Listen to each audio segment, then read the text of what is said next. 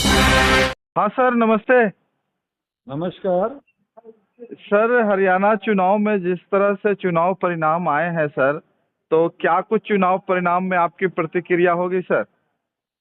Journalist महोदय, मैं doctor MU दुआ आहरा नेशनल पार्टी का राष्ट्रीय अध्यक्ष और all India human rights association का राष्ट्रीय अध्यक्ष, जो हरियाणा के अंदर अभी चुनाव परिणाम देखा, ये अप्रत्याशित थी। और मुझे से अगर कह रहे हैं तो मैंने 1 महीना पहले ही कहा था कि बीजेपी की सरकार बनने जा रही है।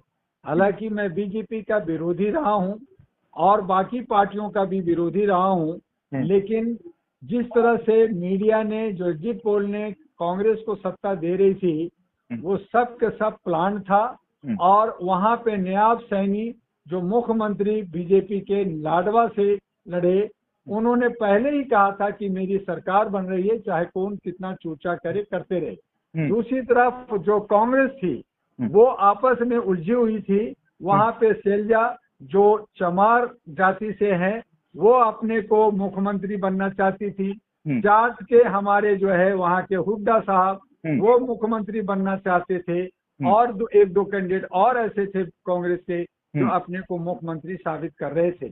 और उस हालत में चूंकि हरियाणा में 2 बार से ज्यादा तीसरी बार कोई पार्टी नहीं आती, इसी उम्मीद और इसी आशा से जो है मीडिया भी गुमराह होते रही। और मीडिया को लगा कि यहाँ बीजेपी जा रही है और कांग्रेस आ रही है। लेकिन कांग्रेस को तोड़ने के लिए केजरीवाल को जेल से लाया गया, वोट बांटने के लिए। आपका बीएसपी ने वहां वोट काटा, वहां ने चंद्रशेखर ने वोट काटा, जेजेपी ने वोट काटा, और अन्य जो जितने भी इंडिपेंडेंट थे, 1037 कैंडिडेट और 101 महिलाओं की कैंडिडेट का हुजूम थोड़ा थोड़ा कर करके वोट काटा। वोट परसेंटेज कांग्रेस को 41% मिला और बीजेपी को 39 मिला। अगर ये वोट नहीं काटते तो कांग्रेस को करीब करीब 50% वोट मिलता और वो स्वीप कर जाती, सरकार बनाती। लेकिन उनकी गलती रही कि वो जो है अहम और ईगो में चूर रहे। उनको लगा आपके राहुल गांधी को कि मोदी है तो मुमकिन है, उसी तरह से राहुल है तो मुमकिन है। उसमें ये फूल गए और इनके जितने नेता थे उनको साथ नहीं दिया। इनके जितने भी सलाहकार थे, सेक्रेटरी थे, इन लोगों ने साथ नहीं दिया। डॉक्टर दुआ ने बार बार कहा कि डॉक्टर दुआ की दुआ ले लो, सलाह ले लो, लेकिन दुआ को पूछता कौन है। इन्होंने अपनी ईगो में बढ़ते रहे और नतीजा आपके सामने है कि बीजेपी जो है जीत गई और कांग्रेस और जो है राहुल गांधी जीत हो गई। तो ये अब वो जो है सुप्रीम कोर्ट में जा रहे हैं या इलेक्शन कमीशन में जा रहे हैं। सभी को पता है कि supreme court, election commission, ED, income tax, ये सब सत्ता पक्ष के सपोर्ट करती है, साथ देती है। फिर ये खाली बकवास हो गया और सत्ता तो जो मिलना था मिल गया। और इसी तरह से न सिर्फ हरियाणा बल्कि जम्मू कश्मीर भी, जहां बीजेपी को 0 आना था, वहां 29 सीट आया। कश्मीर घाटी में जहां 98% मुसलमान रहते हैं, वहां भी वोट और परसेंट बीजेपी को मिला। हालांकि सरकार वहां बीजेपी की नहीं बन रही है, लेकिन मैं आपको बता दूं कि बीजेपी वहां जीत गई है। वहां पे जो 0 थी वो हीरो हो गई है। और जो हमारे बिहार के जैसे पलटू राम, नीतीश कुमार हैं, ये हमारे जम्मू कश्मीर के फारूक अब्दुल्ला भी पलटू और दलबंधु हैं। ये कब कैसा क्या होगा, वो खेला आपको देखने को आगे मिलेगा।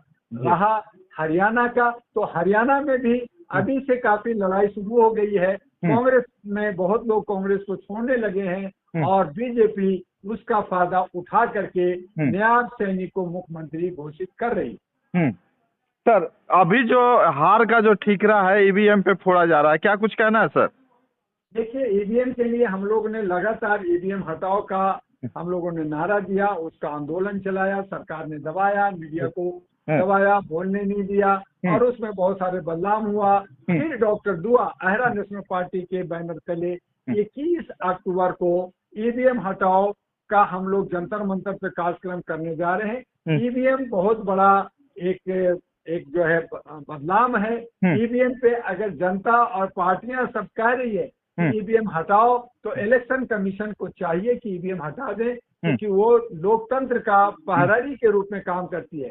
लेकिन इलेक्शन कमीशन कहती है ईवीएम में कोई गलती नहीं है, ईवीएम नहीं हटेगा। तो कहीं ना कहीं तानाशाही, हिटलरगिरी चल रहा है। कहीं ना कहीं इलेक्शन कमीशन सत्ता पक्ष को सहयोग सपोर्ट कर रही है। तो ये ठिकरा फोड़ना या उसमें सही और गलत होना, ये तो तब होगा जब उसे हटाया जाए और चुनाव हो।